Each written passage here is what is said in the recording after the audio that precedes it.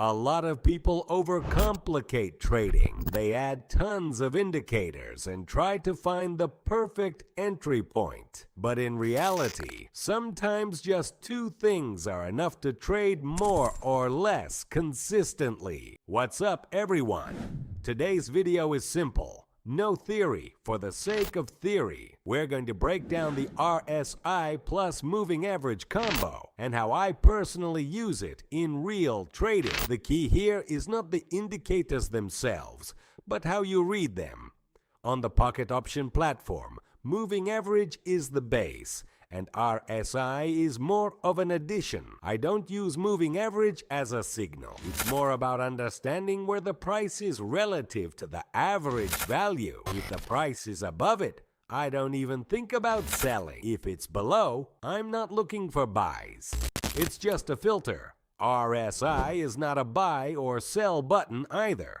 It shows when the price is slightly overheated in the short term.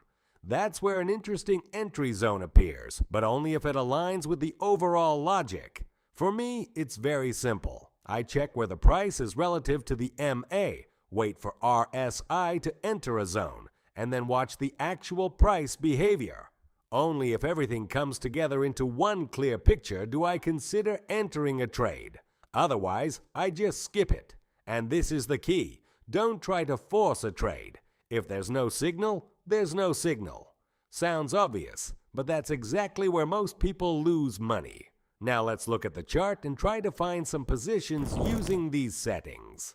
We're going to execute real trades using this strategy. First, we open Pocket Option and go to the Indicators tab. Then we activate Moving Average and RSI. Next, we need to configure them.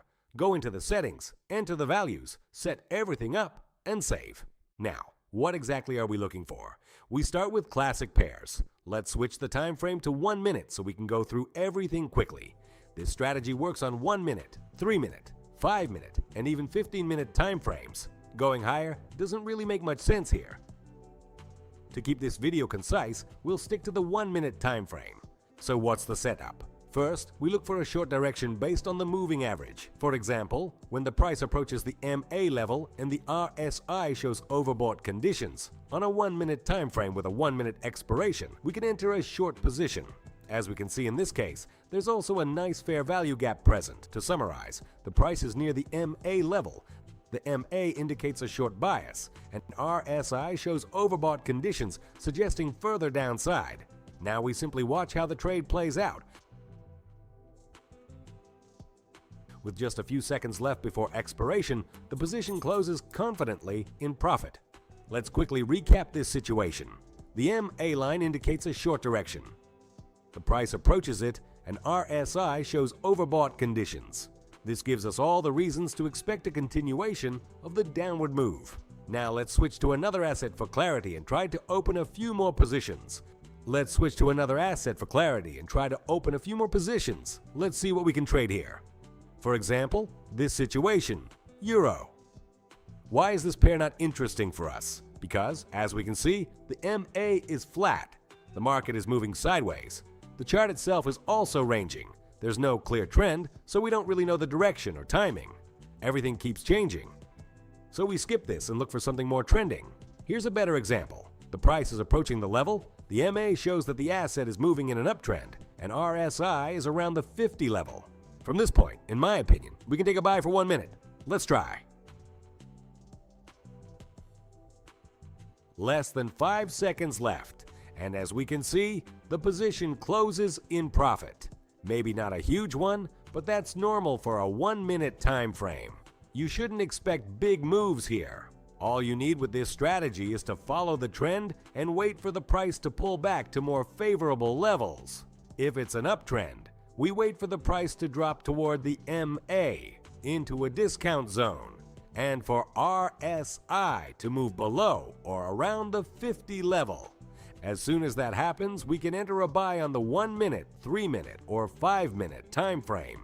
The same logic applies in reverse for short positions. So, 2 trades, 2 profits. Let's find one more example to reinforce this. This strategy also works really well on OTC pairs.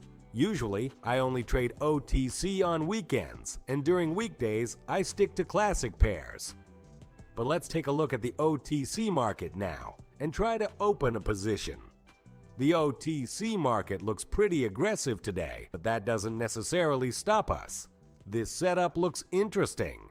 Let's keep it in mind and see what else we have. I like this position a lot. Let's keep it saved for now and wait before doing anything further. And here, this is a great example. Really great. What do we have? A clear downtrend based on the MA. The MA shows it clearly, and the price touches the MA level. This is a local premium. RSI is around the 50 level. We have all the conditions to enter a short position in the direction of the trend, at least toward the previous local low. Let's watch how it plays out.